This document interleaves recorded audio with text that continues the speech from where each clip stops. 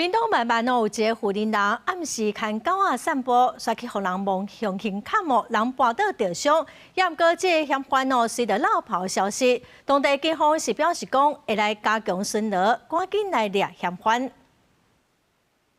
有无徛命的民众伫面车大门，讲暗时啊伫潮州大桥下骹散步，对内埔河边方向行的时阵，因为迄节的路顶无道，凶互一名查甫人对脚只后望向砍，伊的速度非常紧，一个就走去要墙内内，路尾安怎找拢找无人，甚至有附近的民众讲，敢若捌撞过这名查甫人，伊拢挂喙暗密伫树仔骹。迄边我较无爱过，迄边我介惊啦，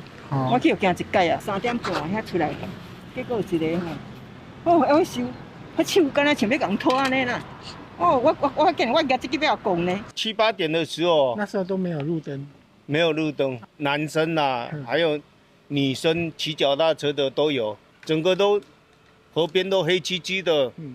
很危险啊。附近民众表示，傍坑过去迄边确实足暗，无建议一个人暗时啊行。大部分的民众讲，若毋是附近有牵狗仔，恐惊嫌犯会阁愈大胆。为着避免阁有人受害，就把这名查甫人的特征写出来，希望若有看到相共的人，会使通报警方。有关网络留言疑似性骚扰案件，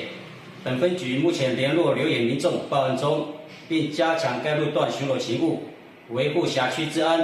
警方呼吁，乡亲若有发现可疑人士，请立即拨打110报案。